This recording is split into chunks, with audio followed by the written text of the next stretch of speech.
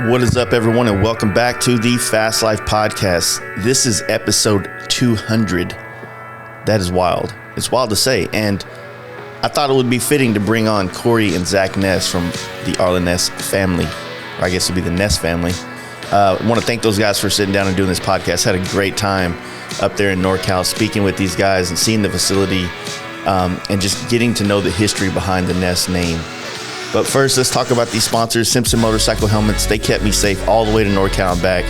They keep me safe every day riding these bikes. And, I think I look pretty cool in them. So, if you want to get on my level, fuck with them.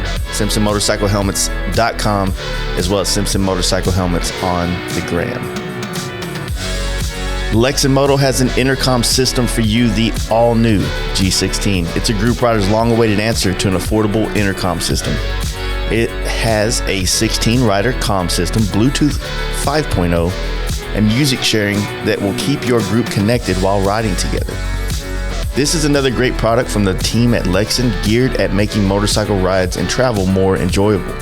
Check it out at lexan-moto.com, where you can apply the Fast Life offer code, which will save you 15% off. And as always, you can rest assured that Lexan backs up all their products with the best customer service in the industry. I also want to thank S&S Cycles. They have everything you need to crank out power from your motorcycle's engine, from exhaust systems to air cleaners and everything in between. They also have a podcast you guys can check out, Performance Times Podcast, and find out more about their products at sscycle.com, and check them out on Instagram at sscycle.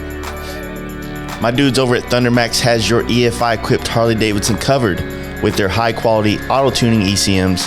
I've been running thundermax on my fuel injected bike since 2015, and I've laid down thousands of miles while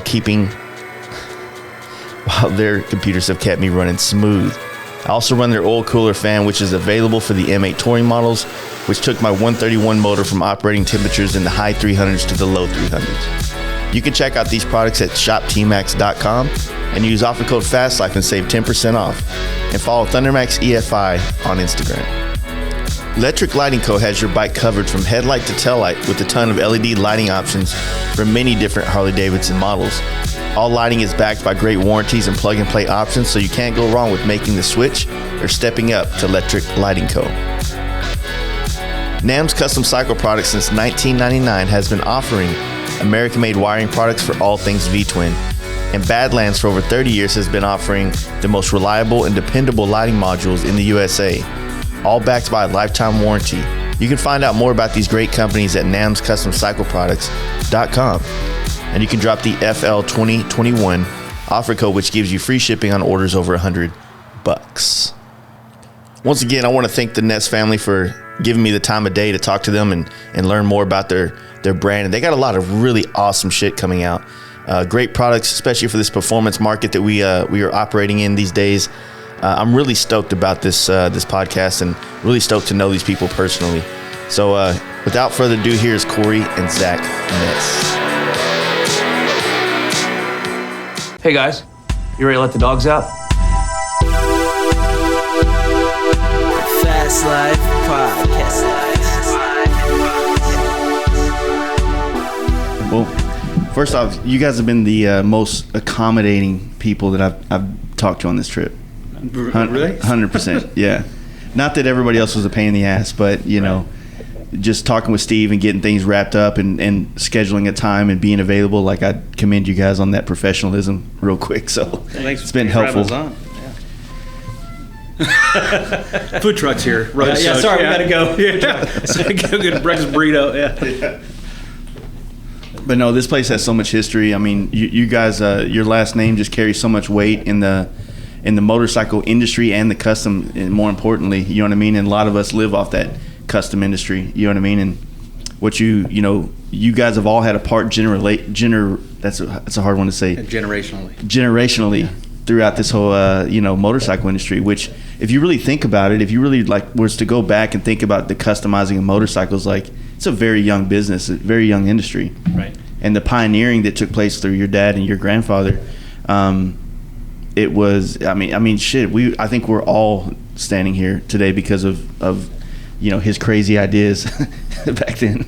Yeah, there was my dad wasn't the first guy out there doing the custom thing, but he was one of the first, and he's one of the guys that was able to stick with it, actually make a living from it. And a lot of other guys were doing things too, but a lot of guys didn't stick with it or came through, hard cycles at times. Yeah. But my dad was able to kind of keep things rolling, and it just kind of turned into a nice family business. Yeah, yeah. What was it like? The narrative I was thinking on this podcast, 'cause it's been grilling me this entire road trip up here, is like, how do we talk about everything without just talking about, Arlen, basically? And so I was trying to relate to you guys from a sense of being in a family industry, which mine was in the paint industry, which I wanted nothing to do with as a kid, right? Did you have any of those feelings growing up where you kind of wanted to blaze your own trail in another industry or another thing? Or Yeah, well, I mean, I'm sure if it wasn't for my dad, I probably wouldn't be doing this today. But I definitely grew up around it. My dad worked from home a lot of the time. He painted in our garage, and then he built a paint booth behind the garage. But we were always around it. And if it was building a show bike for, the Oakland Roadster Show was kind of a big deal out here. Mm-hmm. And, the final assembly would be done in the house, which my mom would, Super stoked, yeah. She somehow let him do that. But we were around it. And then when I got involved, my dad really wasn't, he was just kind of making ends meet. Yeah. And hell, I think I was interested in even being a UPS driver at the time because it seemed like good dough, right? Yeah. Because it was, but things developed and kind of worked out. So. So when would you say you actually jumped on board and started becoming a part of this whole brand, if you will? Probably the first thing I did, which is, I used to send out the catalogs to make extra money at nighttime. Did that, and then. Once again, to make a few bucks. So I was probably 12 years old, 13 years old. One of my dad's products was Springer front ends. Mm-hmm. So I used to put those together in the garage and in the backyard, and ream out all the brass or bronze bushings, assemble it. In fact, we used the railing of our deck in the backyard. And with the 2x4 to kind of compress the springs, to kind of get the bolts, on it to compress the spring. So, but I did all that not because I was in love with motorcycles yet. Mm-hmm. It was more to make a few bucks. Mm-hmm. And then when I built my first bike, which was a Sportster, I was 15, and I sold it, and I made some money, and I was like, whoa, this is kind of cool, right? Yeah. So. It just kind of, I made a few bucks, and then it was like, okay, I wonder if I could make a living doing this, and it just kind of worked out. So at that time, like you said, you guys were still doing everything out of the house while you were a teenager and stuff, right? And it was still a while before you got into an actual storefront? Yeah, 1970 is when my dad actually got a business license. It was October 1970, because I remember being on the picture of your business license on the wall, but the only reason he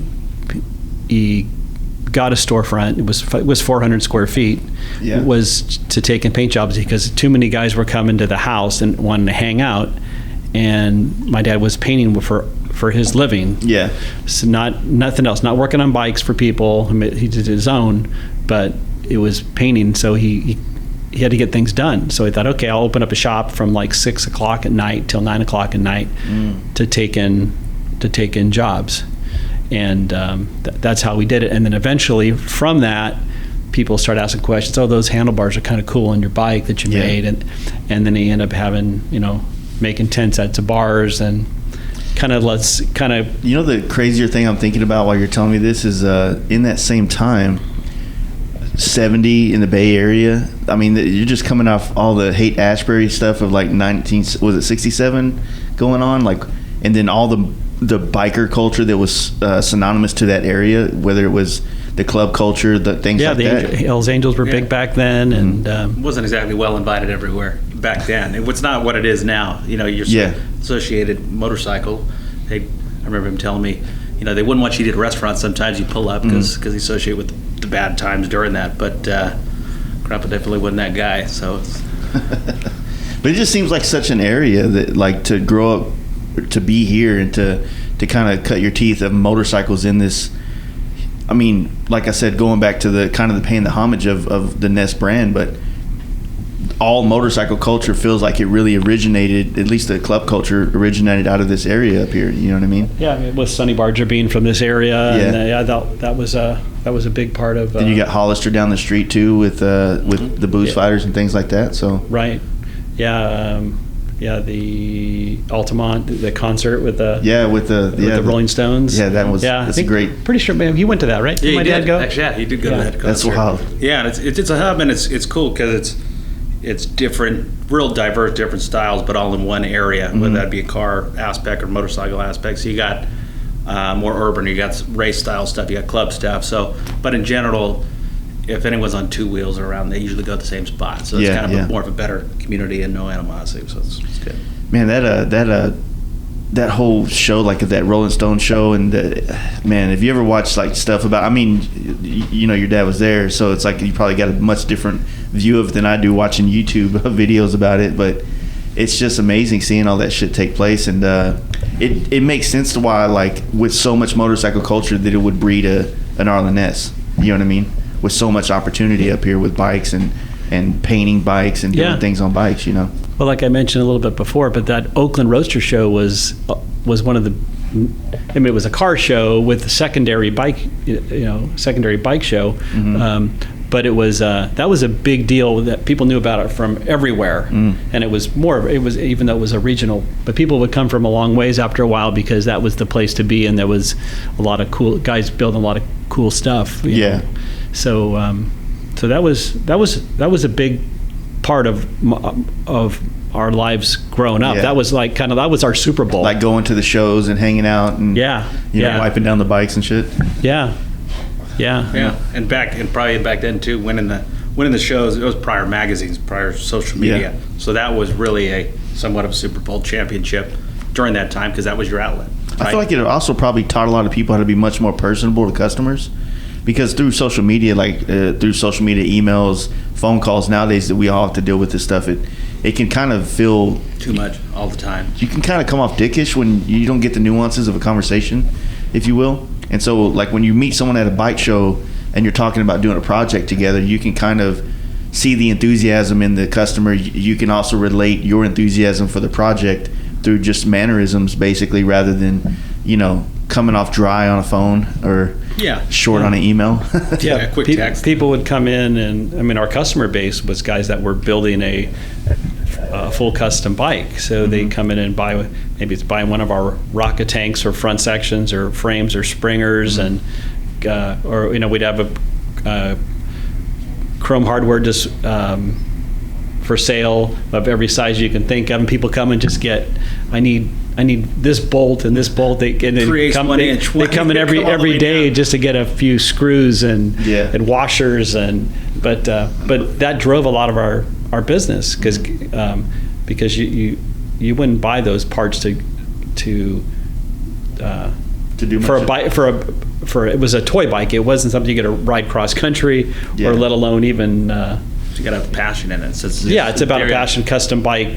Like a model car, right? Yeah, and I mean, growing up did a lot of things right, but one of the things that's probably universal when you talk to a lot of different people is he'd be 75, and he'd be Saturday. He's going to the store to go say hi to people as they go in the store. So he always talked to people, and he always gave everyone the time of day. It's a simple thing, and because he loved it. He loved it. They were interested in what he was doing, and it'll take you far. Showing people the mutual appreciate it, and showing, you know, you get a little more or you dive into someone's got a stock bike, but they put 3-4 parts on it. To us, where we do it every single day, you're used to it. But to that person, it's a big deal. That's their baby. That's their ideas. Someone bought one of our popular items we made too was a fiberglass taillight style fender that except a little Lucas taillight, and and they would never come drilled. You have to drill them yourself to mount them. Well, that's when things went bad, right? When people would mount a lot of these, but, you know, the guy would mount it on his bike, and the guy would say, hey, check out my bike. He'd ride it out there, and my dad would, you know, take the time, which is what you should do, and check out how he mounted the fender and tell me it looks great. And some of them looked bad, right? Yeah. It's, like, I remember that because when I got into the industry in 2004, the shop I worked at, it was a paint shop that painted for Fairless, like we were talking about. And he had the glue-on extensions for the bags on the dressers, and then the long overlay fender. Right. And it was crazy back then because like everything was like the flush-mounted lights. You'd make like the skull eyes, the lights and shit like that back in the early 2000s. But those products, man, those were kind of like the original. I mean, it was still like probably 6 years before the big wheel bagger thing took off. Right. But that was kind of like that helped usher in the stretchness of the baggers that we ended up getting later by seeing those rear fenders and stuff that were out there. Yeah. And what was it? I met Arlen one time my entire life in 2000. Fuck, it's gonna sound like you walked in and you saw your dream date right there at the bar, right? But we were at the V Twin Expo show, and we were staying at the same hotel, because it was always in Cincinnati. It was connected to the place, and there was a lobby bar, and we were all coming back from walking down the street, and he was sitting at the bar, and I was like, man, like, I got to shoot my shot here. I need to go say hi and just make myself known or whatever. So I just walked up in the most awkward way possible and like, so man, what's up? Ness, huh? And he's like, yeah, how you doing? And he was super, like, he's used to dumbasses like me walking up all the time. And I go, so you have any advice for a new guy in the industry in the shop? And he goes, oil and tires. He said that, and I was like, all right. That's all I need. And that was kind of the end of the conversation, but it was just like I said today, almost 10 years later, sitting here now and talking to you guys, it's crazy how like that simple, that should help me out through years too, because that is where it is. And for a lot of shops, it is just the basics of, providing what these bikes need to stay on the road is going to keep a lot of doors open, So how was it for you though? Like when you were coming up and the brand was so much bigger than it was when he was coming up. So no, of course. I mean, it was definitely at a different level when that was kind of early when I first started, 13 or so in the packaging department, back from putting the bolts together to sand and stuff to kind of what we still have going back there. And then at 15, built my first bike in Dad's garage, and then Dad and Grandpa showed me what to do. Putting it together but wouldn't touch it, so you have to physically do so. And then sold the bike. So I bought my first car, and then I started to drive, worked every weekend on the parts counter. So somewhat is all I know a little bit, but it was also at a different level. So I think the only thing ever I even remotely thought of doing was being a fighter pilot or flying a plane, and I get car sick, so that's out. So I mean, this is kind of what I do know and do love it. It's not a bad way to go. There's a similarity to it, though. It's almost like he taught you guys how to make money, right? Well, like the importance of that. Actually, just like Zack, that's how he bought his first car. I bought my first car from doing a couple bikes. Yeah. Flipping that and then and buying something. So that would work the same way for me, too. Yeah, it got me something. Yeah, it makes sense because that's one thing that I think a lot of people may not get growing up, like the importance of, not the importance of money, that sounds like the wrong way to say it, but just the importance of learning how to earn it, if you will. Yeah. You know what I mean? Oh, for sure. Because it's a big difference.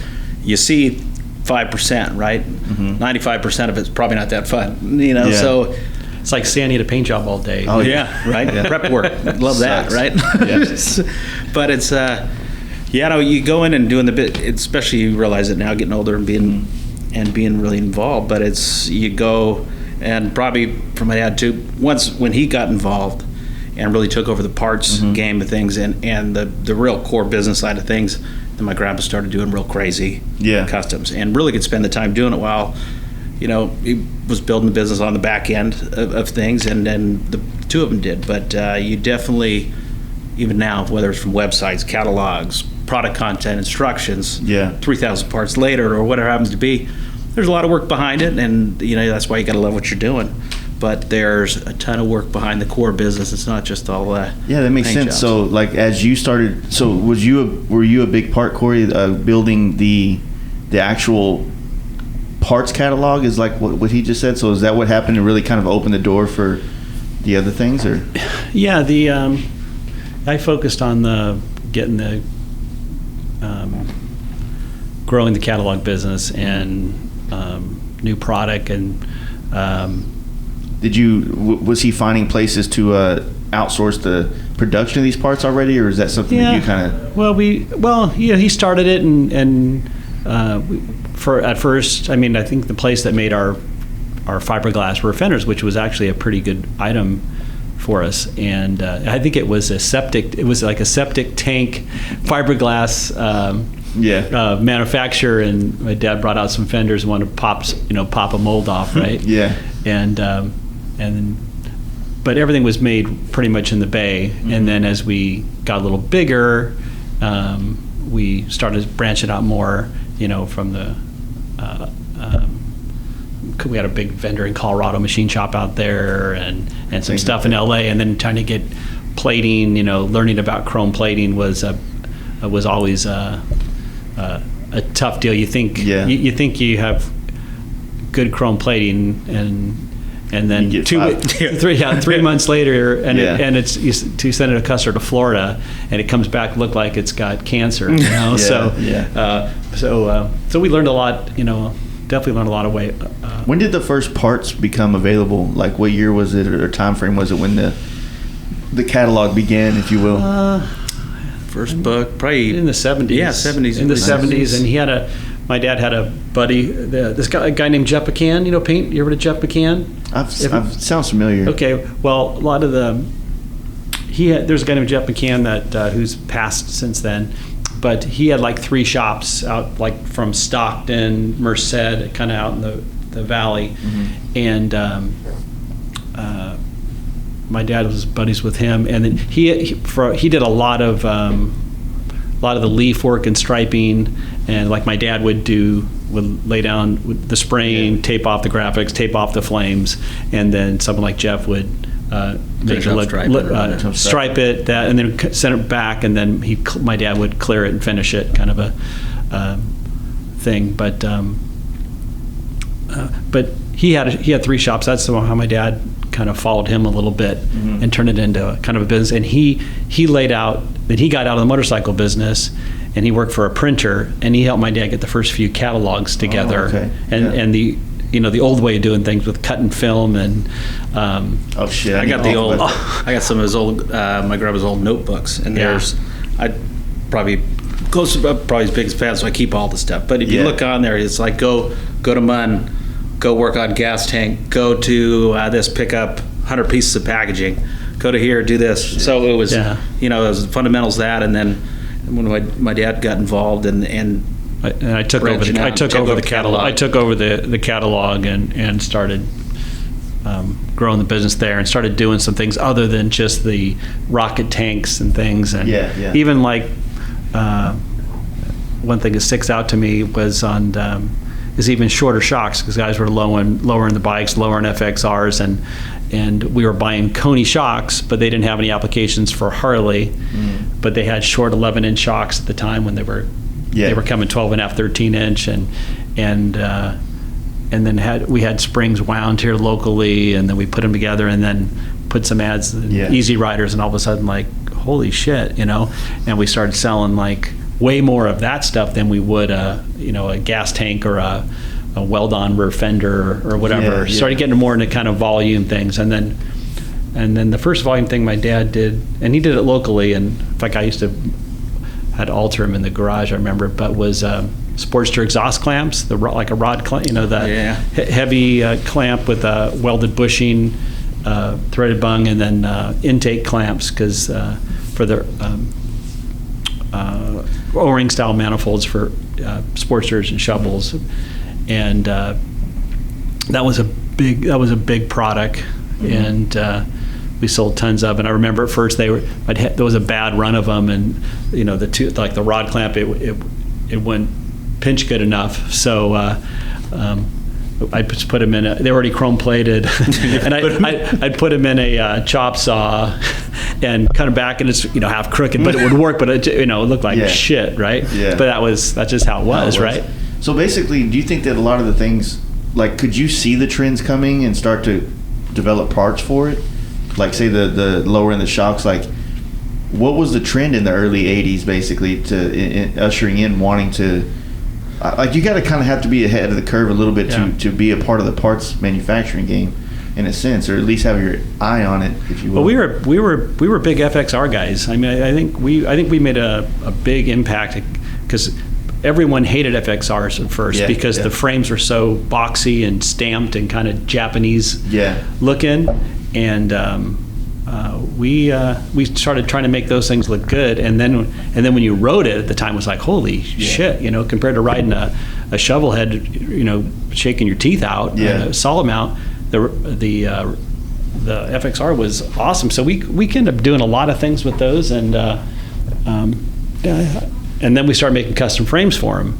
We got into that, and we did a pretty good job with making rubber mounted custom chassis. I mean, there was a whole era of a style of FXR that was, some people call them the Pro Street. I always called them like the hamster style FXR because it kind of had a look where so many of the hamster guys were building these looks, and they still do today, and some guys do. Or a little or a cafe fairing that we still sell today. We put those on every FXR 30 years ago. Yeah, mold hasn't changed. Yeah, you know, I mean, so that was my dad was always into the rubber mountain deal because he liked writing and he kind of stuck with that for years. Just works so good, you know.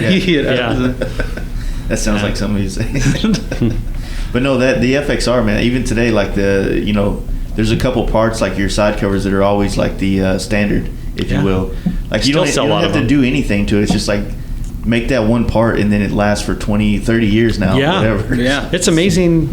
It's amazing how many we still sell. And we had some real nice fender struts, billet fender struts with without turn signals, and that was another big item for years. It was a real nice piece.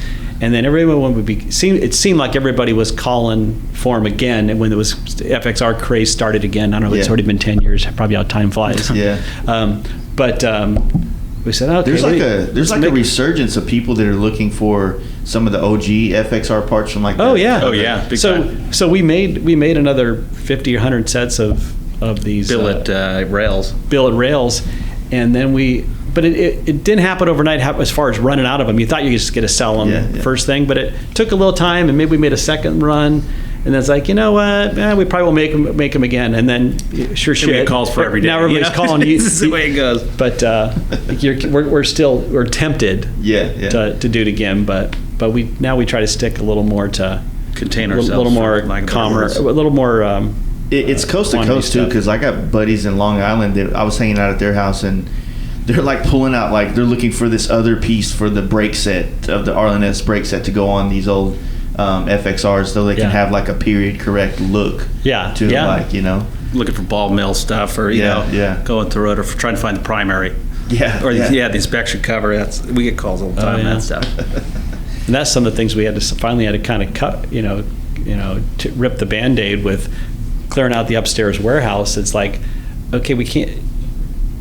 We may have like a three-piece billet primary, and we're missing, a $10 part of it used to be an $800 retail item, and it's like we're never going to make those things again. It's like, do I chuck it or what, right? But sooner or later, you run out of space if you're a pack rat.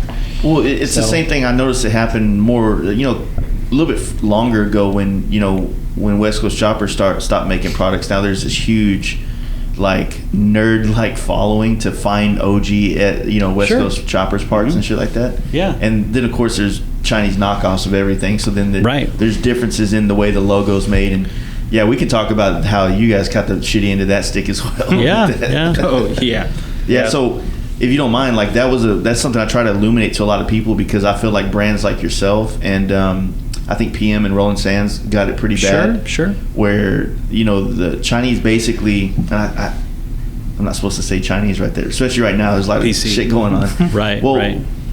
The manufacturers over there just completely ripped off so many people's products, branding down to. You could feel it and feel the difference. Like you can hold up a set of your grips, and a set of these other grips, and feel the difference in just the weight and the type of material being used.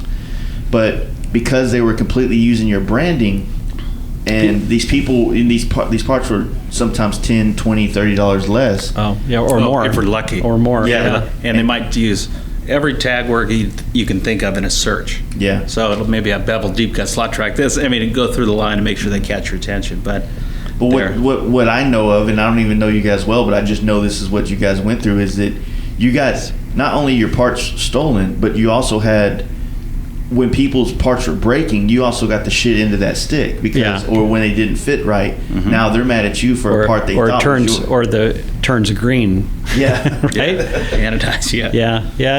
That part's been really, really tough, and it would really get you, get me down and eat away at you. Yeah.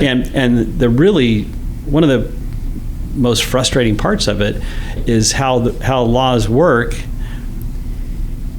Places like Amazon, it's American companies like Amazon and eBay that are profiting from it, and they will not support you. I mean, you can have something tore down, but then it can be set up the next day. But they will not be held responsible for using the trademark stuff. Yeah. So we spend about $3,000 a month right now for search deals that automate that find keywords, basically find Ness product to take them down in marketplaces around the world. Wow. Doesn't include and that's not including time. And that doesn't, which just slows it down a little bit. It doesn't mean it doesn't stop it, because we can probably go on Amazon or eBay right now and see something with our logo, and then they maybe get a little smarter, and then they pull the logo off, but then you order it to check, and then then the logo's on it. So they play the game, and it sucks, man. It sucks, but but if you just worry about it, it'll kill you. Yeah. So we've just kind of now we've kind of accepted it. We deal with it. If we get a phone call, someone's trying to return something, we let them know what the deal is, and we're still selling. Like our deep cut floorboards has been one of our best products really ever, and we've already had it for, I don't know, 10, 15 years, who knows, but we still sell it shitload, right? The big ones with this hollow that has well, that's been knocked off now for years, and it was like, and they're it just kicks you right. When it first started, it was all you thought about, and each from the inside, you spend your time on the internet and slowly gain anger from the inside. When it goes. But now I think it's been around so long that's kind of a fact of life. Imagine if you were Louis Vuitton, for instance, and you saw that. So we're small cookies compared to really some big boys out there. But you kind of gotta. One is, it's a fact of life. You got to make quality products so you can really know the difference between. Thank God the quality is the quality of the finishes. Anybody can machine something. But scan it, reproduce it, but have something that lasts when it comes to the finish. Mm-hmm. That's the magic. And that's what saved us. Yeah, right. You got to make sure of it. You got to make sure there's a big difference in quality, because it's a fact of life. You're not going to get rid of them. They're smart. They're doing what they're doing. But if you have a good brand and you're passionate behind it, then you'll. The quality will set you apart, because they'll know the difference. It just seems like at some point the government should actually come in and step in and be of some service to American-made companies and helping protect their intellectual rights of the products, and that's what this is the side of like business that the public just doesn't really get or understand, or maybe they don't understand the animosity that some people may have towards. Why they take it so seriously, because it becomes a bill, like you just said. Now you got to pay $3,000 a month, which is more than some of us have to pay in operational costs and lost sales that are just to continue to have just so you're not getting just to protect stolen. And for a fact, if we stole one of Amazon's products, and so we'd be getting sued in a heartbeat, while someone like conglomerate from like Amazon, which has a lot of great things too, but they get away with it. The laws are written where they're not held responsible and they're profiting from it, which that just doesn't make any sense. So at it's all. funny because that camera bag I got right there, it's called Peak Designs. It's a San Francisco-based company. They make some expensive shit, but it's very quality for camera carries. And Yeah. I got, I've been telling everybody, it's like, if you add all this shit up, like I got a damn near a good FXR in there, right? Yeah. Well, same thing. I follow them, big fan of their products, and Amazon just knocked off one of their products for the Amazon Basics, I think is what they call. Right. And it's basically that. It's like them taking things that are hot selling items out of their stuff and making a copy of it. It's a strategy. That's fucking wild. Right. And it's a core strategy of the company, and they can buy in volume that no one else can. So it's, and it's why you got to always innovate and have an edge and keep going, because you just got to expect it's going to happen. Yeah. Especially with the internet and sharing information, people see it immediately, and so you got to stay on for the the most ball. part, we're over it now. I mean, Yeah. we're just like, okay, it's You've adjusted. It's part of life. It's probably no different if there was a lot of direct copying being done here in the U.S. Yeah, and that doesn't happen too much anymore nowadays. Yeah. So I think our industry's small enough to where we still have that core respect. Like, Yeah. if someone does completely rip it off, it seems like we all go to bat for each other pretty well. Yeah. Yeah. But yeah, I mean, now things I guess back in like the early 2000s when everybody was building kind of universal parts, if you will, to make choppers to make used to like for your builds. It was probably more streamlined where there's a lot more similar parts, but now it seems like everything's so like heavy towards whatever brand, whether it's a Harley or Indian or with you guys, we're making a lot of Victory parts as well. It feels like it'd be harder to stay in the parts game now because there's so many models and so many looks, and you want to have more than one collection of style, if you will. You know what I mean? You got to be careful. Well, that's one thing that I'm confident with is like we just can't. We're not even close to running out of ideas. There's just not enough time in the day of what we want to do. So we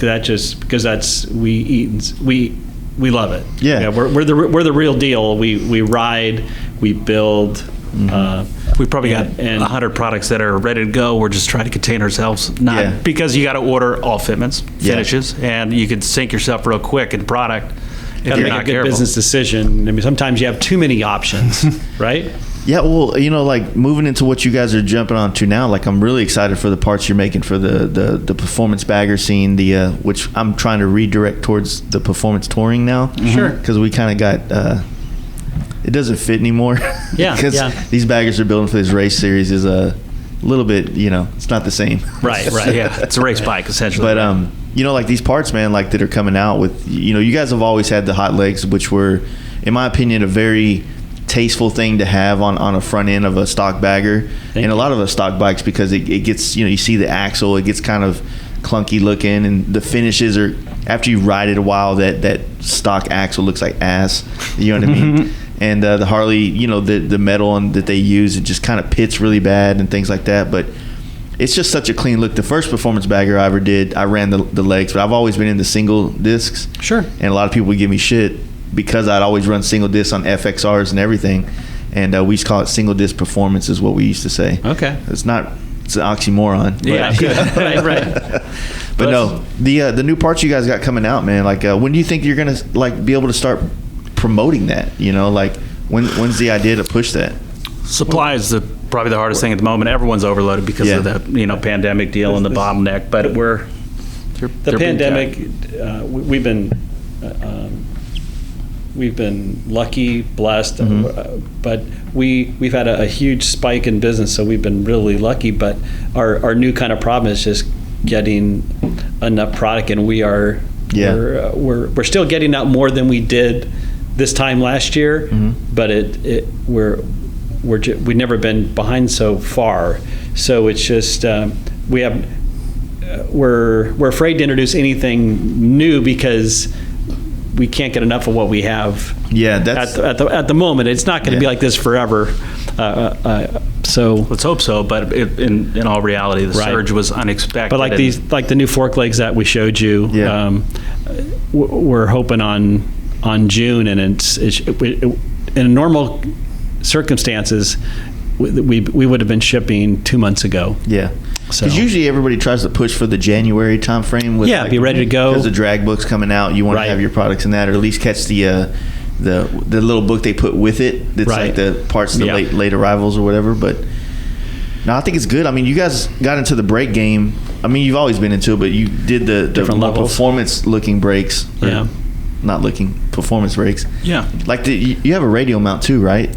Sample should be here any day, but we drew some up, and we still have to go through testing. We haven't introduced it yet, but it should be here in the next couple of weeks. Yeah. And but we'll we'll have it, and it should be slam dunk. The good thing about it, as far as, we've been kind of pushing this whole narrative for the last, 4 years now, which is, nationwide. I know that it's been here for a long time. The first baggers with T-bars I ever saw was, up in Manteca, you know what I mean? Mm-hmm. And that was like 2014 or some shit, and there was people already doing it then. So, but what I'm excited about now is that people then were just using what was available on the market to kind of make this bike look this way.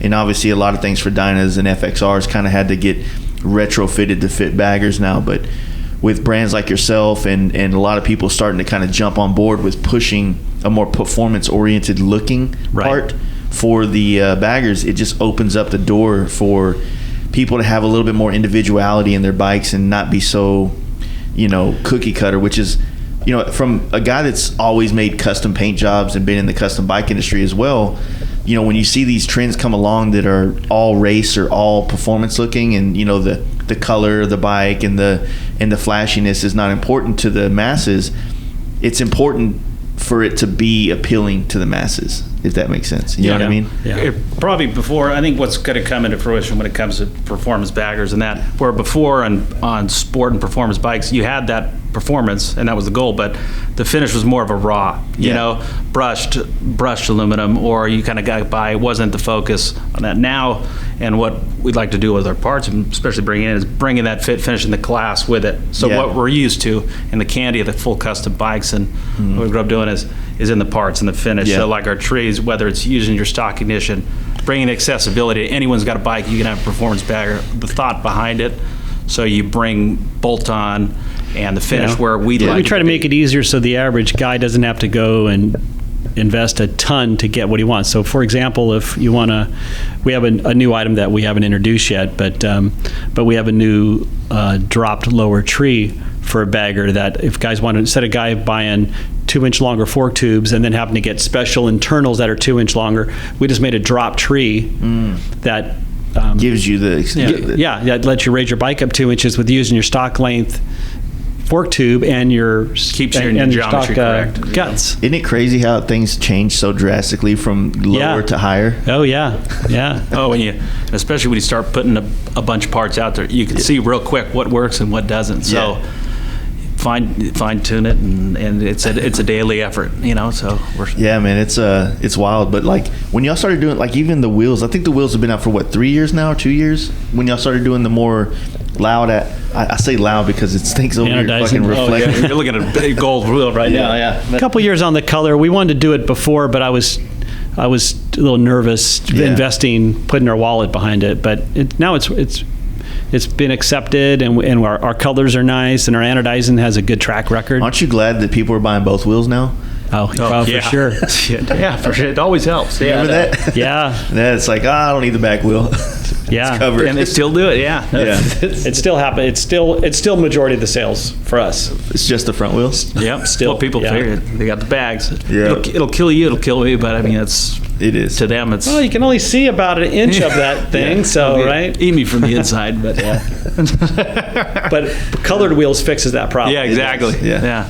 I don't know if you're allowed to say colored. You got to be careful. Yeah. No, this. We actually wheels of color is the way we would say that. Wheels I mean, probably on a big production basis. I mean, we were one of the first out there in the recent future to really put multiple colors out in our V-twin market. It was out there in sport the other bike. thing is, like, your hubs too are more performance oriented. There seems like there's a lot more taken away out of the hubs, so there's not a lot of dry weight basically. Well, also the other thing we did too is we put most hubs that are on billet wheels that are out there. They're two separate hubs. with a bearing in each hub. Mm-hmm. Well, what we did is we put one long hub and then one hub, basically hub cover. By putting two bearings in one hub, it makes it Makes you run out better. your run out. I did it for reasons of distribution. So if a guy wants to buy a hub, but doesn't want the single disc or the yeah, well, like in the past, some companies would go and sell hubs separately, but you'd have to set your own end play.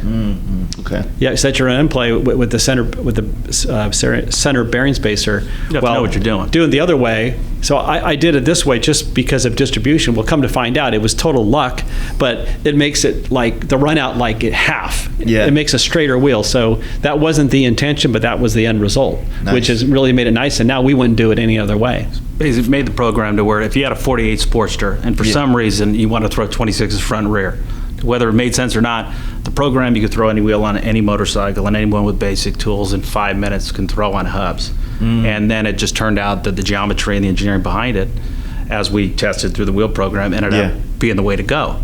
And so it worked out, and the wheel program's it's going good, and it's a big step, getting to the wheels, the program, and being There's a lot of machining in that wheel too, man.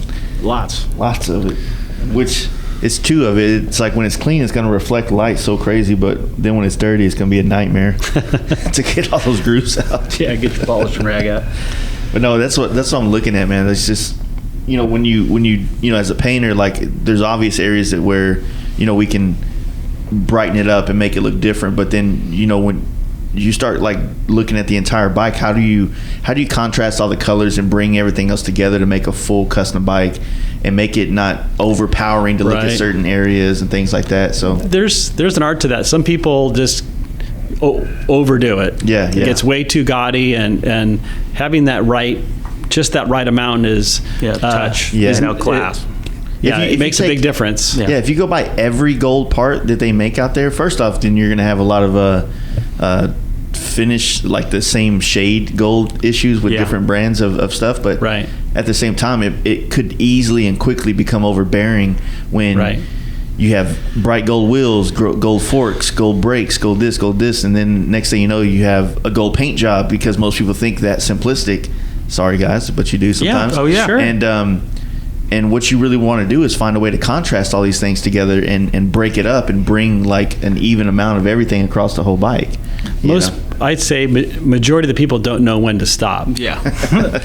So, but if you're selling gold parts, that's a good thing, right? Exactly. Yeah, because business is good. Yeah, to the eye of the beholder. I mean, because some people like the overpowering, and some do, and it's to each their own. But I think the goal really is, if you have gold, it's always good to separate and have a nice, even, tasteful touch of color around the motorcycle, and then you can get the quality, the class look, not the overbearing look, as opposed to too much, for lack of a better word. Yeah, for sure. So back to the lineage of the story. So what was when the FXRs came out? That was kind of like the when the I guess the culture was kind of pushing back. The industry kind of took grabbed a hold of it and looked at it for innovation, and then you get all of the 90s of some of the amazing bikes that we were just looking at, basically.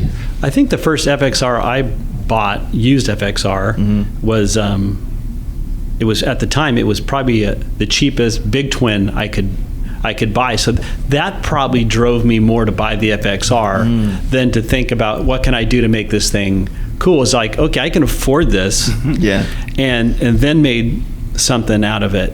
Yeah. And that's what did, and so it wasn't right away, because it was after it was until recent history, really. But the bike could have been 4 or 5 years old, used, before I did something. So it wasn't like the FXR came out. I was just like, hey, I can swing $2,500 or at the time used or whatever. Don't say that. To do it, right? Before it was molested, basically. Yeah. Now we get these FXRs that are been through the ringer. They've been 8 different styles of bikes since then. But no, so like that was because there's so many things that took place in motorcycle culture and custom as well.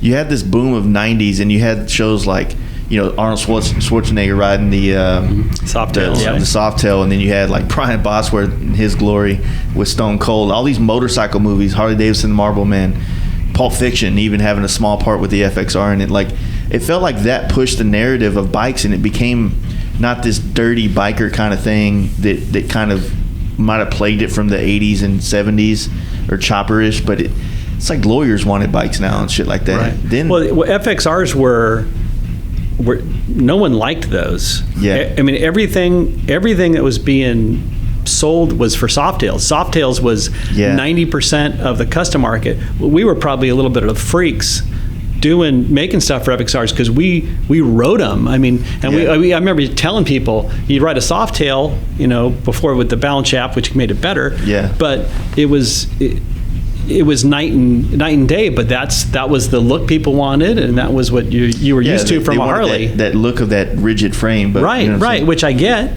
because the FXR frame was not pretty. Yeah. Now it's just a sexy motherfucker. Yeah. It's turn into triangle. Just see it in underwear gets But tight. we did a lot of stuff in it. I wouldn't say we, a few items were home runs, like the side covers and this little stash tray and little things like that. But overall, if we were to make just a cosmetic billet piece for it, it never sold worth the damn. Yeah. Besides the fender struts. Yeah. So when y'all started making the frame, was it to give more of that Pro Street look for the frame, the FXR frames you were doing? Yeah, well, my dad always, all of our frames for years were 7/8 chromoly tubing. So it was that thin digger-ish setup. And we always sold them, but we never sold big quantity. Mm-hmm. And then one day it was like everyone was going to these 1.25" tube frames. So we made our existing frame design, but just with fatter tubing. And we didn't like it. But as soon as we did it, those outsold the 7/8 5-to-1. Yeah. So, we got to make a living, right? So if we were gonna make our living on 7/8 frames, we would not be here today. Yeah. But we loved it. Yeah. And then, so you get to the late 90s, and then, the shortage of Harley Davidson basically resurgence the chopper movement, basically. And then you guys had obviously had this massive history behind all this and was in the perfect spot to kind of capitalize, if you will, on all that opportunity. You know what I mean? So biker build-offs was coming here and things like that. I mean, you guys were a part of it in quite a few different ways, right? Yeah, no, that was when everybody and their brother was building a custom bike. Mm-hmm. So a lot of our products we sold were rolling chassis and full custom builds, stuff for full custom builds, and where you get these big clips of money. You sell one of these packages, but it was going so well, we put kind of most of our focus on it, and we didn't focus much on a cool air cleaner cover or stuff that everybody could use. Yeah. So when those days when everything fell off a cliff, people stopped building full bikes. Yeah. We had tons of inventory of all these other things, and we got bitch slapped big time. And so we had to kind of regroup and go through the crash of everything, and we started kind of getting back to more stuff the average bike can use. You don't have to have a full custom to use it. You can, and that's when things started. We started crawling back because we were beaten to death. Right. Well, it's just riding the waves. You know what I mean? And that's kind of one thing that a lot of shops have to learn how to do is understand that everything is, in a sense, kind of temporary in this industry, and that things are going to change eventually, and you gotta kind of jump on your ideas when you feel like they're going to be hot, and then try to also be aware of emerging trends in motorcycles. That way you can kind of know when to start putting your toes in the other thing. You know what I mean? Yeah, right. So stay on the leading edge and go in it. But it was cool. I kind of thinking back on in the 2000s, and back then when you went to show, you didn't know what the hell someone was going to bring. Yeah, you didn't show up, and it was crazy, and the thought. Although now you'll probably, especially with the FXR Performance bagger culture, you'd be, fucking things don't ride for shit or whatnot. But back then, the cool part about it was you went to a show and everyone was fully different, or they went full bore all the way to the wall, and you didn't know what to expect, whether you liked it or not. It was it was cool. They weren't dropping pictures of it on MySpace back then. You know what I mean? Yeah. The magazine, the hot bike article was the big deal. I mean, that was all they. But see, that would still take months to come out prior. I mean, usually you were building for the show, then it got shot at a show, and then it would drop out of the magazine 4 months later, and sometimes a year later, 2 years, depending. Especially a lot of people were building bikes. But like that era was just. I mean, I remember it. You know, the Easy Rider shows, traveling the country, and you know that $50,000 custom bikes was no big deal. Normal thing. Yeah. Today, that does. I mean, I don't see much of that at all. You know what's crazy is like I don't see $50,000 builds like we did, but I see mini bikes with $50,000 in it. Right. You know what I mean? Right. And it's, you know, we were kind of talking about this earlier. It feels like people's bank accounts have just kind of grown, if you will. Mm-hmm. And I know so many people with you know, Softails, the new Softails that'll have 35, you know, more in the bike itself. Yeah. Yeah. You know, and it's crazy because these parts necessarily the performance scene isn't necessarily cheaper. It just feels cheaper because it doesn't look as crazy different as it did with big wheel baggers or the one-off choppers of the later days. Mm-hmm. It's like, no, that like this front ends, you know, when they're buying these Olin's front ends and they're $7,000 with triple trees, like that's a serious coin. That's a lot of parts that that would have almost built half of a bike in some aspects. Sure. Maybe not the labor and the one-off parts, but you know, in a big wheel bagger days, that was a complete front cut, neck, all that stuff was on for that money. Right. You know, that drastically changed the look of the bike versus, you know, now it's just like that's just the front end. Then you got to do $1,400 shocks on the rear. Yep. And you know, I can tell you right now, these, you know, our new fork legs here with the cross brace in them. Mm-hmm. That's why we did this, because if guys are spending sooner or later, guys spending $5,000 or $7,000 on an inverted fork, that's a lot to swallow. Yeah. So if we can give something that gives that same feel, mm-hmm. you don't have to replace your trees if you don't want to, and you're still with the cross brace, it's still you know, it doesn't flex. Yeah. It's kind of like, okay, this opens up a market. These are going to be our most expensive fork legs we make. Not that they're a crazy amount of money, but because there's front ends $5,000 and $7,000 out there, this legitimizes why we can make this. Well, one thing, you know, with it having the cross brace basically built into the fork leg, that's something that I just realized that even my front end, I have flex. You know what I mean? Because I have a carbon fiber front fender. So when I turn my bars all the way one way, the fender is touching the tire because it's flexing with the forks, basically. Mm-hmm. But the thing is that I think a lot of people are moving towards like the drop-ins from Olin's, from Legends. Right. A lot of companies are getting on board with the drop-in thing. So, and you know, like there's some people that make 30 millimeter drop-ins for these forks. So that's literally what an inverted front end has in it, right, roughly. So with the structure and the rigidity you get out of this and the ability to run radial brake calipers, like, and for me personally, I like it to look like a Harley. You know what I mean? Yeah, like I like that traditional, you know, cowbell dampener front end look. Right. Not that, I mean, I would run an inverted front end, but there's something about this look that I just barely switched to a carbon fender. I've always liked the FL fenders on the baggers because it has like a little bit of a gangster look to it. Sure. You know, so I don't know. But yeah, I dig it, man. I think it's going to be a good thing to have on the market. It'd be good. And when you look at the fork and you see the fork brace and the consistent line, then you think about there's fat 18s, there's 19s, there's 21s, which is really him on that. I mean, the thought process when it comes to the variations you can put on a bike and the bolt-on aspect, go axial, radial style caliper mounts. We got both ways. Yeah, we got both ways with options, hollow axle. That's where you get your homework done. And but that'll work with a lot of guys are on the touring or going to fat fenders with the 18.5.5 180 tire. Well, we made sure that this works with it. Yeah. And so, you know, there's a lot of thought that goes into it. So it's like, okay, we don't want that guy to call and say, oh yeah, that won't work. That won't work. So with it being kind of, you know, cross platforms too, like I said, with it working for the performance bagger scene, but also still working on the way that the big wheels evolved into the fat tires, because even the fat tires right now, like the, you know, like you said, the 18s and the 21s and stuff, those are starting to kind of have all the aspects of performance baggers, the lower, the shorter bags, the you know, the moto style bars. They do handle good too. Yeah. And so it's still got a lot of dudes. like, because Covington, I do a lot of work with those guys, and they haven't really been building any big wheel baggers anymore, but they've been doing a lot of fat tire ones. Right. And it's the same thing. They're building these bikes just like we do on our bikes out there, but they're still putting the fat tire on it because that's kind of the customers, like, they need some more addressing to the front wheel aspect. They're quite not done with the big wheel thing. They need something there, which I understand. And it's been moving, and a lot of guys do it because, I mean, our tax dollars at work, our roads are so great. But for especially if the road's shitty, a lot of guys like it. And you love it. You road Sturgis. Yeah. Do it. Some guys like handling, but I can see the big wheel kind of going more towards that. It handles trend. better than a 21 does. On a touring bike. So that's a good thing. And the other thing I like about it too is if you're in the wheel business like we are, if you get a new bike, a Street Glide Special or Road Glide Special, or it's got a 19-inch wheel. Even though it's got a 19-inch wheel, it looks like it has a 21.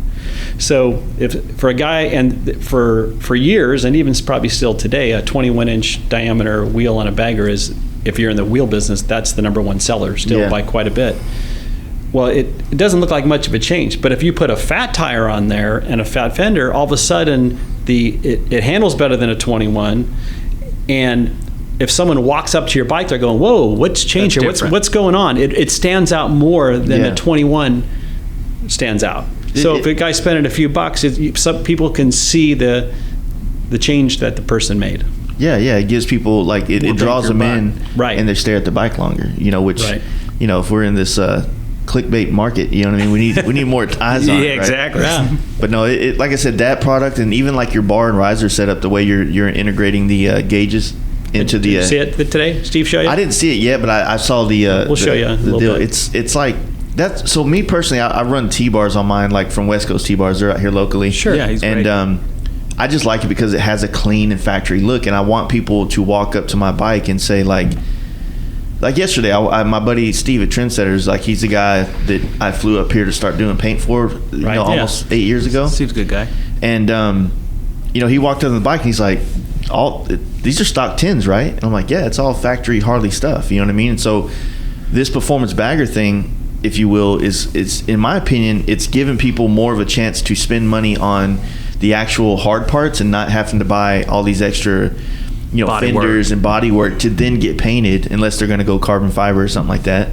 But realistically, to get the look that I have, it's like, yo, man, just take off that little lower valence on the rear fender and paint it. You're there. Sure, Yeah. And so so these parts, like, I think more people are going to have money for the hard parts and looking for something that kind of gives it like that one touch of, like, custom. Your own deal, your own style and the edge. And paint. Yeah. I don't care who you are. Paint's expensive, It's just getting more. It's just costing more. Yeah, and no matter what you charge for a paint job, it's still not enough.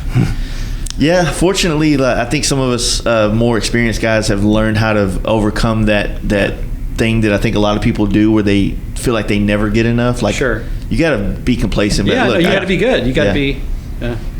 It's almost like at the end of the day, I would always tell people, is if you figure out what you want to charge to do this, stick with your guns. Be willing to walk away if you can't make an agreement with the guy. But at the end of the day, like, still provide what you're promising, and then you won't have a hard time in the industry. Like, things will be smooth. Yeah. It's just when you constantly feel like you should be getting more and more, and I think that's more of a personality flaw in certain people than that actually an issue. It's always good not to be greedy, no matter what the subject is. If you're modest, everything in moderation is probably a good thing. I've had guys work for me over the years that would, no matter what you paid them or what you gave them, they always felt like they deserved more. They felt like they were a bigger reason why you were successful in a way. And it's like those kind of personalities, like you I think over working in years, you start to learn these different personalities that people have, and a lot of them have similarities, and you get to know which ones are going to work with you and in the industry as a whole, and then you can kind of like navigate around that. But yeah, I've had some really shitty people working for me before, and some of them were family. By the way, we all have our challenges. That's for sure. Yeah. So what was after, like I said, once the chopper thing of the 2000s was kind of drying up, if you will, and obviously the housing market had a huge impact in that, along with insurance was another big thing. Everything was burning. You guys already had the stretch rear fenders. You know what I mean? From the earlier 2000s. They went right on the baggers, and of course you had to make the new ones to fit on the 09 and up frames and things like that. And then you came out with the angle cut ones, which were super nice, but they were still realistic. You know what I mean? In the means of riding a bike and having a good looking bike. You know what I'm saying? So. Yeah, and that angle came from just having more ground clearance. Yeah, and then the roads out here. Yeah, that was Jeep right there. That's one of the things my dad wanted to do for a long time. I'm like, and I didn't get what he was talking about. Took a little while to do it, but the angled bags and the longer that was all my dad's deal. Yeah, and he loved everything long and low. Yeah, so he needed that extra crown clearance to go hit around it. So, but yeah, it was one of his last deals. Then, so that was taking place, but like I said, you already had this catalog of parts that really made it easy for everybody else to build their idea of a bike, whether it was the hot legs or you had the handlebars that you could adjust the adjustable pullback, if you will. Is that what it is? Right, adjustable bars. Mm-hmm. And then, massive amounts of like the collections you would come out with, like the deep cut collection, and then I remember the cowbells, like those were when we first got into it, like there was only like 2 or 3 people making cowbells. Yeah, and it came from that bike right there. That's the bike. That's nice. As far as I know, the start. Yeah, that was the first one. That went on with set screws, but that's one of those things that it took. I thought it would be pretty good. Yeah. But it probably took over 2 years or more to get any legs, and so it's like you're about ready to go. Maybe. But I mean, you kind of want to be I probably having the investment is kind of sketchy when you have the investment in it and it takes 2 years to see a return on it. Mm-hmm. But that's being ahead of the curve, though. Yeah. In a sense. But it's just a good reminder that you don't give up too soon. But 2 years, or sometimes even 3 years. Yeah. But it's hard. It's like, okay, these things. Okay, I know it's cool, but doesn't mean just because it's cool doesn't mean it's gonna sell. Yeah. So some things just don't get enough attention, or word of mouth, or whatever it yeah. is. But it's now they're the standard. I mean, really now some people. We got some new style ones coming on the way that kind of changes some things up, more dirt guard style. Yeah, I like that. Clear this thing. Yeah. With everybody wanting to run colored tubes, there's that word again. Gold, tubes of color. Right. Then basically you have you have the ability to see it from the side and get the gold or the black or the iridium look in there. Yep. Which, like I said, it's bringing it's paying attention to what's going on and finding a way to kind of extenuate that, if you will. Yeah. Is what I feel like is going on here. Yeah, and it's slightly modifying really something. In truth, it's slightly modifying, but it gives such a different look. And when you throw that gold tube on with those black boots, I guarantee there'll be it looks so good. We have that coming too. Yeah, that's on the way. We have gold and black tubes coming. Fuck, you have it all. So for you, Zach? Like once you got out of high school and you started kind of trying to blaze your own trail here.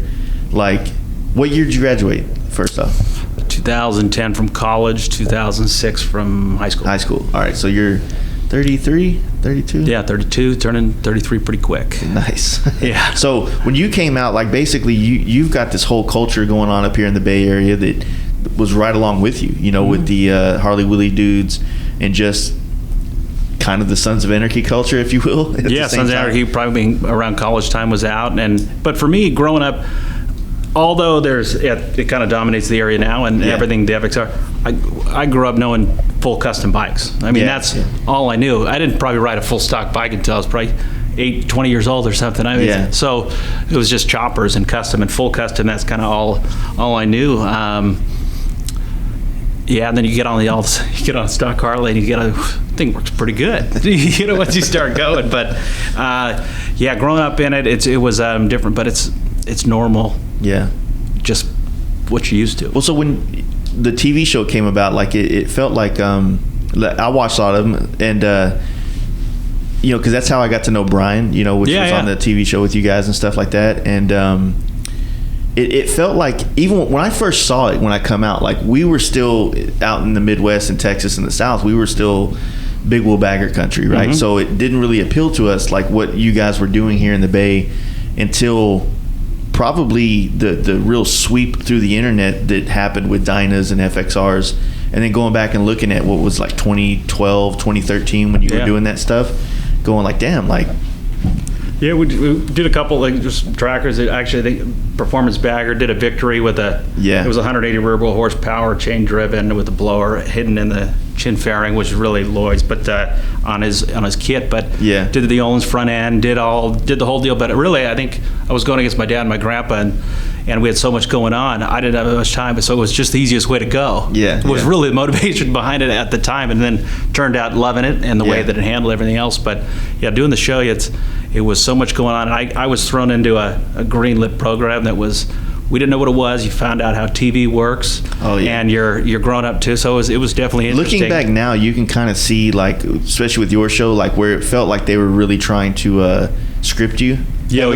You know, now if you watch a reality TV show, reality is not reality because you don't even know what's coming out at the end. So, and they work, and it's nothing but a great opportunity and everything else. But honestly, like I'll be honest with you, like the first show I watched was recently again was the FXR one we were talking about a while ago, which was probably the first one. And it's like, what's the first one? It was the first one. You're like, man, Zach's kind of a dick, man. No, I mean, you watch some of the, if you watch the way they cut things and how they want to go and move in a scripted show, you can say whatever you like, and you if you're good at editing, you can make it look at whatever narrative you want it to go. So it's you learn a lot while doing it, and you learn how producers work and how they angle you into the storyline. But it was overall, as you get older, you love to do some things differently and maybe this is the way you want it shown, not the way this.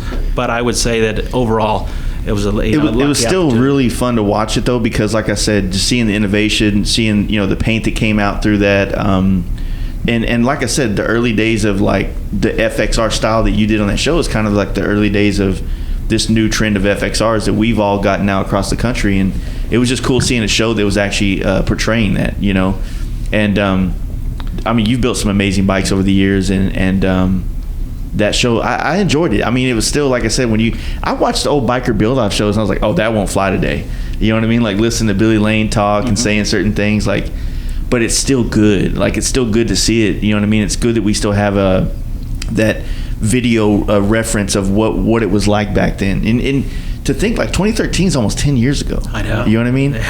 Like that's a waste. 20-year-old 20 years, 23, 22 years old, and then the first build off that my dad and I did, and we did, that was 2003. Yeah, I couldn't even drive a car. That's 18 years ago, right? So was the first one that you guys did? Was that the one where y'all went against each other? Yeah, we did in Hawaii. Yeah. How did that work when you're both building the same bike in the same shop? Well, we do have some square footage, so that you separate it. There was a curtain in between, and some of the fab work was done. Some of my fab work was done with a guy that we used for 30 years. So we separated some things. I painted at a PPG training facility, and they painted my dad's. Painted here, and then the guy that did the airbrushing, this guy Steve Ferrone, local painter, is talented. And how was the whole filming of that thing? Like just being a part of it, and it was fun. It was nerve-wracking. Just having a throttle cable, having a clamp. I mean, I mean, it really was a time factor deal. So it was nerve-wracking. I mean, we didn't care who won between the two of us, but we just didn't want to look like idiots. That was the concern of what we would look like. Would it help our name or would it hurt our name? But it was when it was all done, it was like weight up your shoulder. Okay, it's done. We made it. The bikes didn't break. So, going somewhere, and my dad had a 145. Oh yeah, a 145. Which when those first came out, those were not perfect by any means. I had a 124 with a blower, and it's like, worried about things not working, breaking and looking like.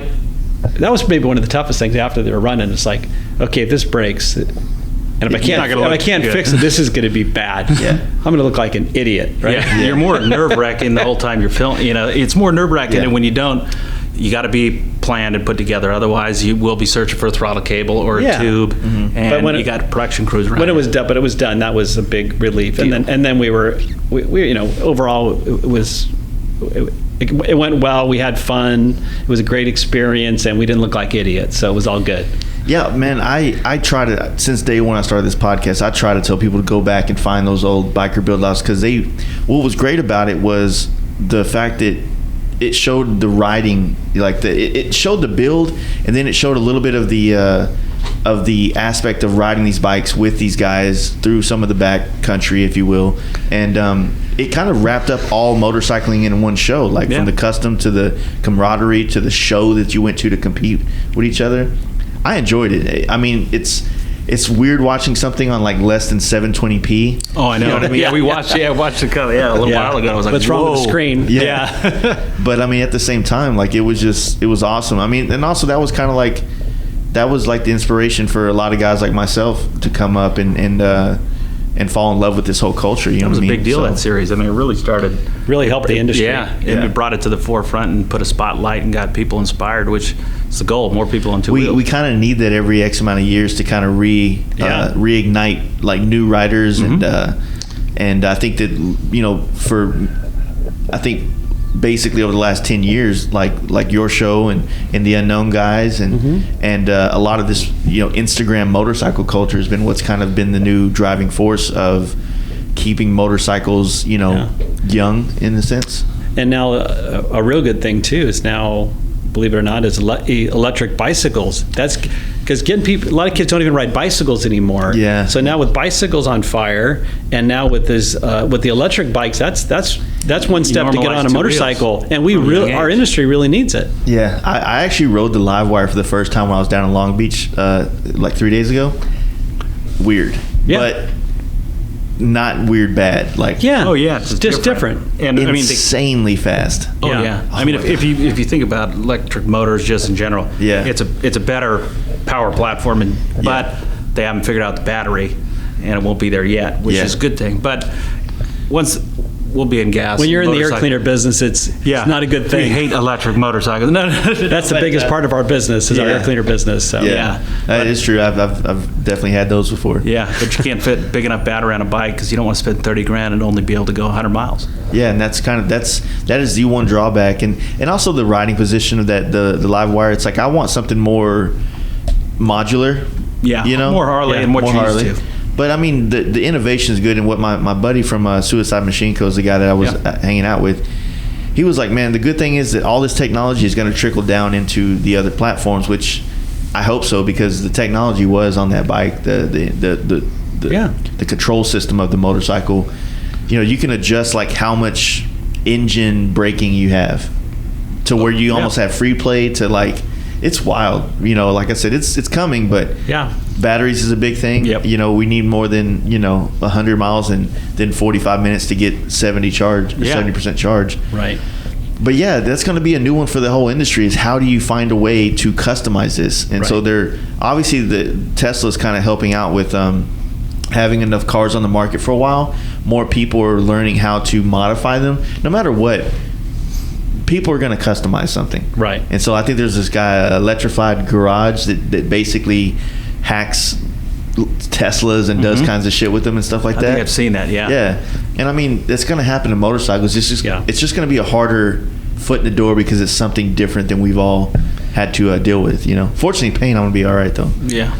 Paint, you're good. Yeah, but we've thought about it. It's a normal discussion because the air cleaners is about half of our business, and it's like if we lost half our business, we'd have a problem. So, we're thinking more and more about more handlebars. I mean, that's not going to make a difference, right? Yeah. So we're thinking more about new ways of making adjustable handlebars and.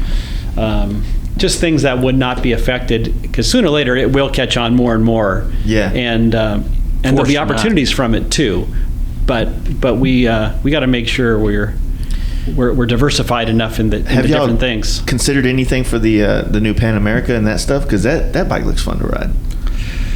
And you got to think a lot of the dudes that ride have been riding Arlen Ness products for years. I think the Pan America is a push for the 45 to 55 age range, Right. Which a lot of those guys have been going to Beamers and things like that lately. I mean, I'm almost 40, so I can't really say too much, but I actually want one of those things. I don't think I'll buy one up front. I think I'll wait till the used market hits those. The guy that does our testing and checks a lot of our stuff, who's out today, but he's got one. He's been riding for 30 years, and him and his buddy both ordered them. Nice. So, I want one. But as the style. But as a business wise, I'm going to wait. We're going to wait, and we're going to see. Let's make sure this thing rolls. You want to make sure that the motor code is going to back it long enough. Yeah, and a business thing, we want less risk and more sure bets. Sometimes that's a little more boring. Yeah. But when the day's done, we have a lot of families to feed here. Yeah. And we got to make some. We can't just make anything we want. Express we got to be smart. Customs. We got to behave ourselves. Yeah, for sure. Well, like I said, it's one of those deals where like the Livewire and the Adventure Bike are two new platforms that Harley's pushing out, and then they're trying to the Pan America is going to take years for them to build a structure to compete with BMW. So we got to hope that they are playing the long game. And cheap. You can ride a BMW around the world and get support from their dealer network around the world to get frames or things that are breaking on these bikes when they're off the road. Like when I think of a Harley dealer network around the world, I think of T-shirt shops and getting poker chips, not necessarily a place that's there to help get you back on the road quickly on an issue like that. You know, so they're gonna have to restructure their entire dealer network to be able to cater to what Adventure Bikes is about, which is commuting off-road and causing more stress on the motorcycle. We're glad to see them doing it, but on a business side, we'll sit back and wait and make and you're gonna have an uphill battle. There's other safer bets out there for us to make to make a living from. There's safer bets, and we want to take safer bets right now. I think another push they just made was pushing for certified used Harley Davidsons now from the factory. So they're basically gonna just like the car guys, guys do. There's gonna be a certified used market that's gonna, I guess all the dealers are gonna start going through and basically trying to push their used inventory instead of like focusing in so much other areas like they were before. And like I said, all the bikes that are on the market, they're always going to need a new air cleaner. They're always going to need some more upgraded parts and things like that. So I think you guys are pretty good for a while now. Yeah, I mean, we just like anything else. Change will come at some point. Yeah. So you just think on it now, and you dabble in, you get the bikes, and you touch in it, you get your own thought on it, and you develop a product. But I think now we've been doing a good job of figuring out, okay, we want to go wild on our full custom on our own stuff, and be real smart with products. So we do a good quality piece, and it's smart. You're not irresponsible with it. So you can kind of express yourself more in the full customs, and then be consistent in business, so you provide a good service and a good product. Well, there's been a wave here too with the industry, with our business, and even though this is our 51st year, we're still learning every day, and all the regular business things of having product turns and things like that. It really becomes more and more important. But although we've been fortunate and we've got a great brand and we have great fun and work hard and we love all this stuff, but there's been waves that are real tough, and it's like that's like now, like we said, we'd rather take some closer gambles or short better opportunities. Because we don't want to be in the part where we have all this inventory and this is going to sell, this thing's badass, and then it doesn't, and all of a sudden it's like okay, payroll short this week for everybody or whatever. So we're trying to be a little that's I've made those mistakes before. That's smart to do though. Because it can be so stressful. Exactly. So there's two other things I wanted to touch on before we wrap this up. One is you guys built the drag bike this year. The drag fat book bike is, I think, the correct term. What was the push to go that platform? And you guys built the Softail platform, right? The Sport Glide. Nice.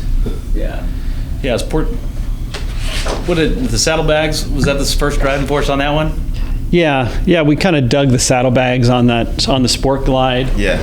And we hadn't done. In fact, the other side's even better to look at. But But that's what drove it, and we haven't done much anything exciting yet on a soft tail platform. On a soft tail yet. So it was like, this would be kind of fun, and so we're happy with the end result. We've had good response. It's clean, and I got it to where the Ness fairing would work on it.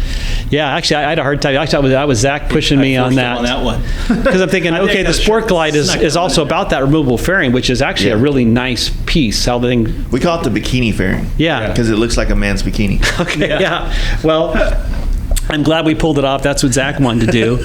But I just thought it had to have that on there. Yeah. But it didn't. It was a pretty good week-long battle on that one. I think I snuck it in when he wasn't looking. Yeah.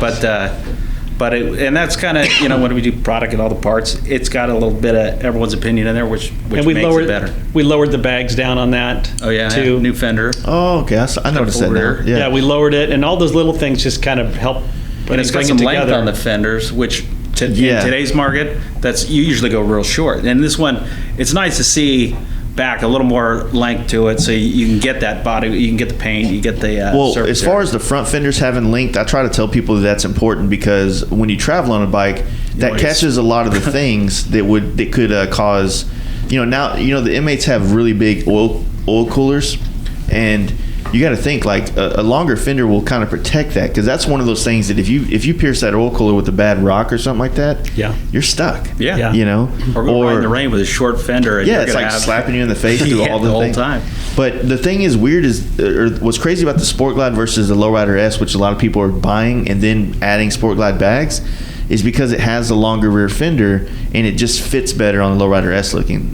When the Sport Glides first came out, I customized one for a close friend of mine that does a lot of the traveling on across the country with us, and we were stuck with the same challenges. Like, how do we, work with this, make it look right? We ended up retrofitting a T-Sport fairing to it and making brackets to work, and so it would have like a more identifiable look. But those bags, man, Harley's, they're nice. They're a nice bag, we bought some extra pieces, but I've been dying to make a product out of that for touring, to make a bag with overall that style, and that's once again trying to behave and not just do whatever we want to do because of our passion, but we're going to stay away from it. But I see that as a nice improvement, especially with the performance touring. A bag like that is so much cleaner. On a road glide would be really nice, right? Exactly. So TOL, a good friend of mine, he actually repopped them, but he repopped the large bag. I would have said repop the smaller bag because it kind of has a more tight fit, and because the whole performance touring and performance bagger thing, it's about kind of its height. Yeah, you know what I mean. And the shorter bag kind of shows more of that rear wheel, the rotor, the swing arm, which is kind of what I think we're all stoked about exposing, is that under, because the performance parts you spend the dough on. It's show off that rear wheel that you need. Exactly.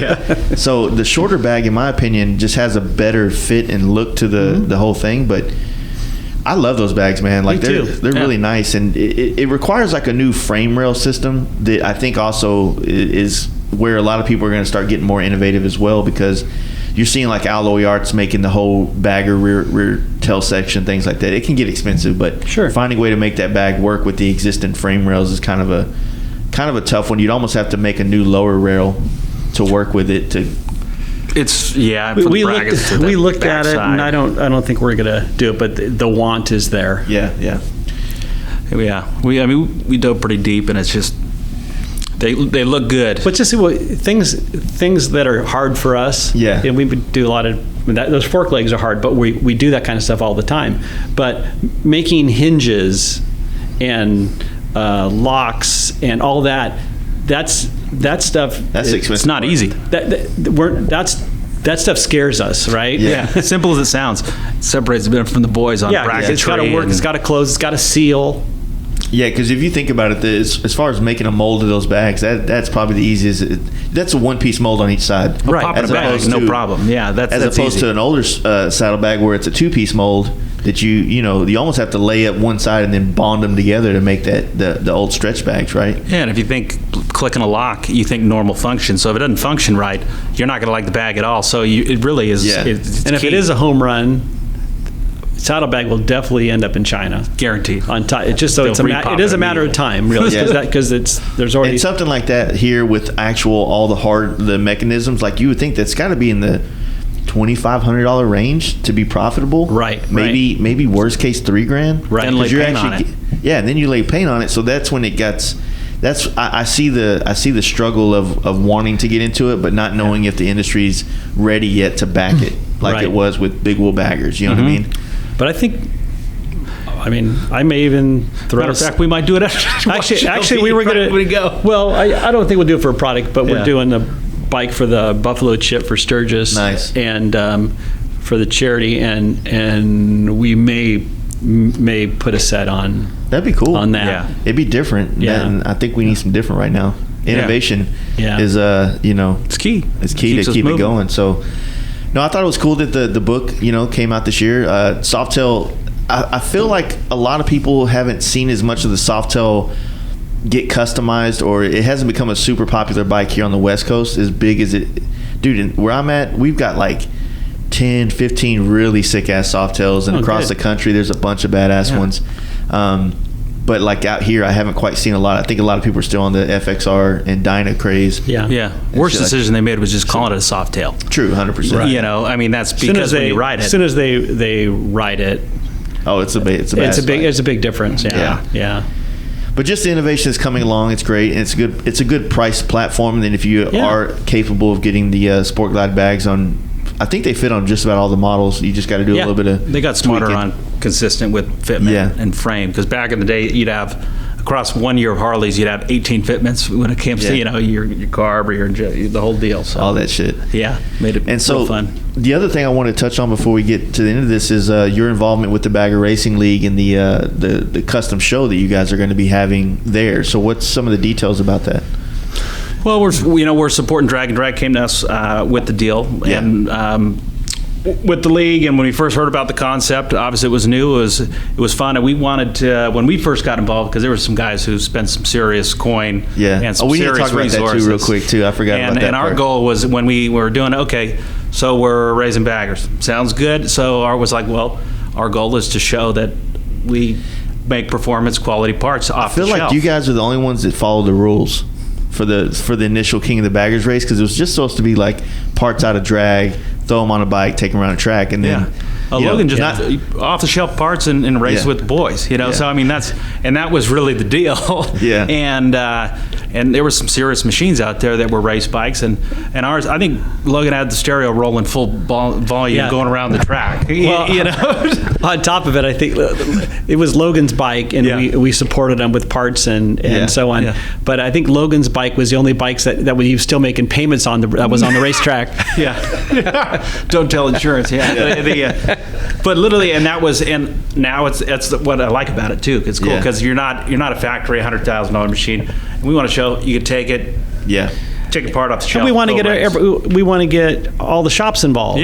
So I'm sure this thing will keep learning, and it'll evolve, and it'll be nice when all the dealer or one of your customers at your shop wants to do one up, and it just gets everybody involved.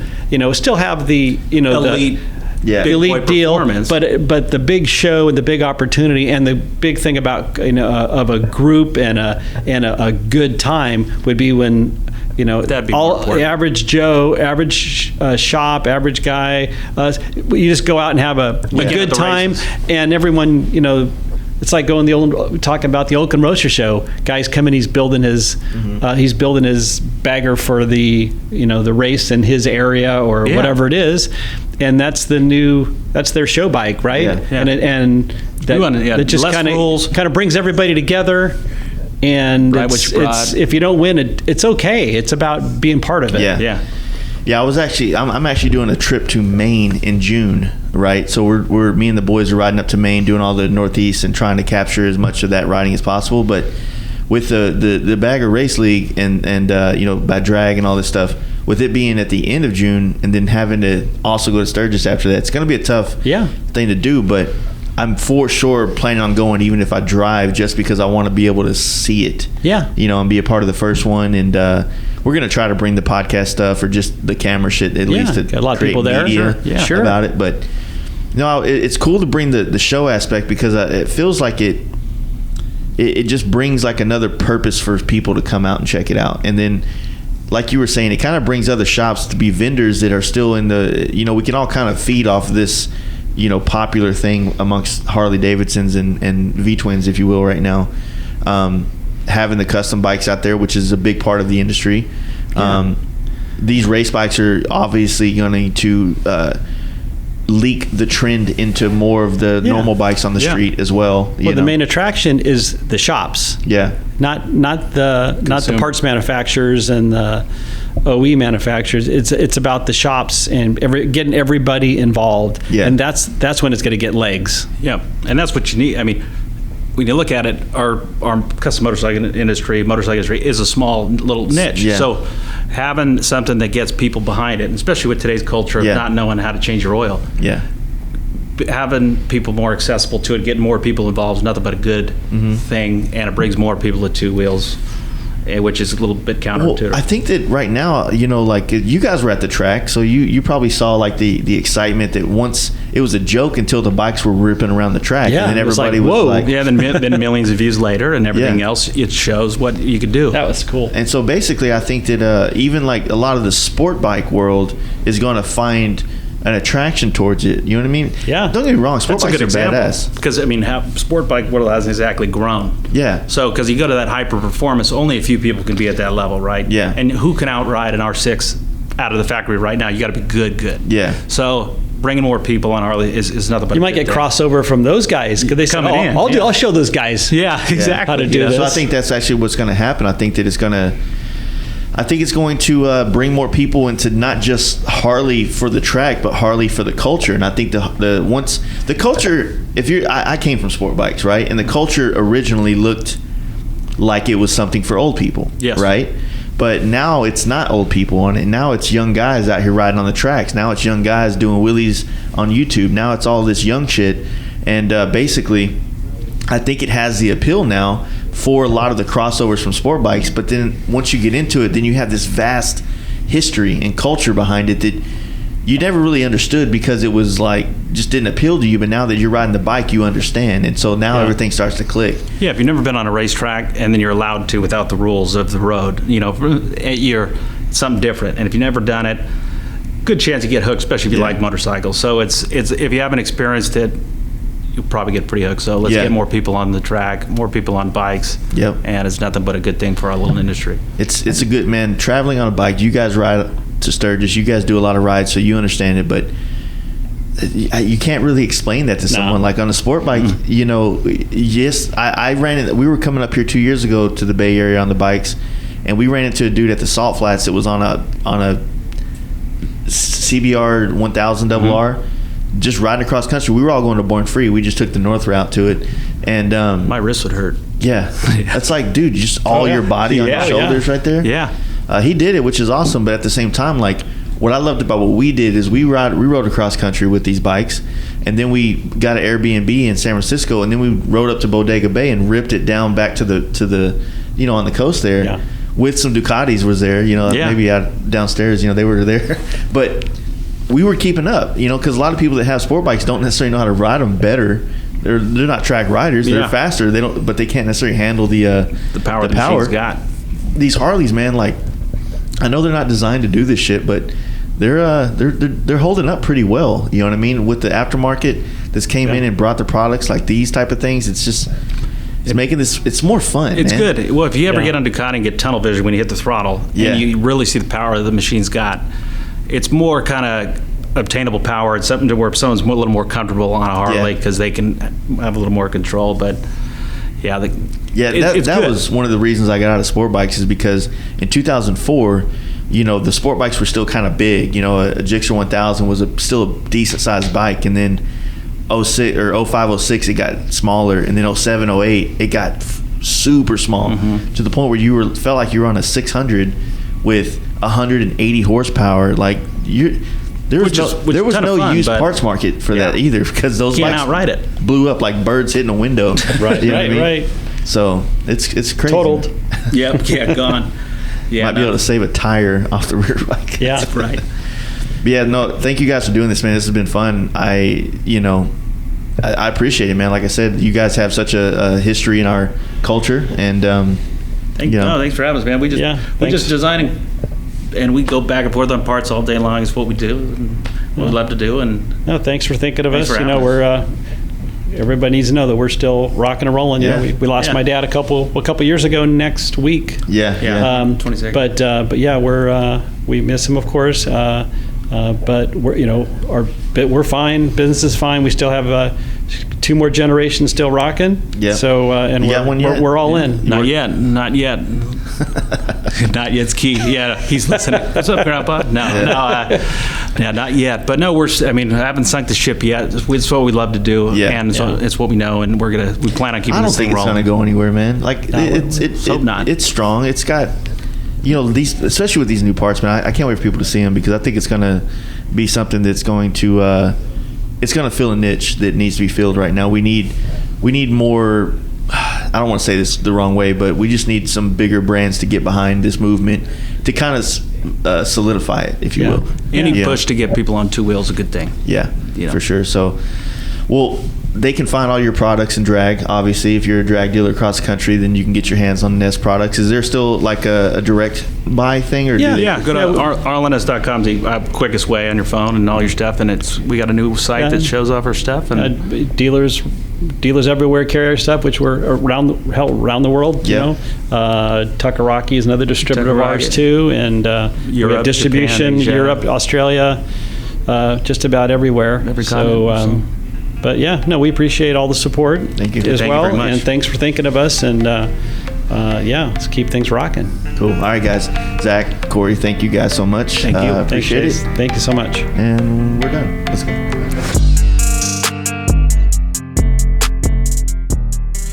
Like I said, I want to thank Cory and Zack Ness once again for the time they spent sharing the shop tour lunch. It's a great time hanging out with them. And you guys, man, they got some really awesome products coming.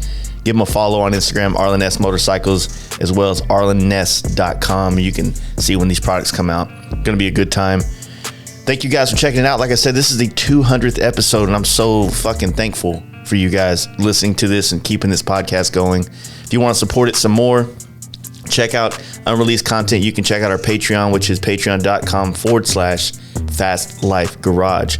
And we have a lot of unreleased episodes on there. And we do this thing called Cold Snacks. We do extended episodes, and we do Q&As on there. So it's a lot more of it's becoming a tight-knit community of people that listen to this podcast. So if you want to check it out, that's where you go. All it takes is $1 a month to support this podcast.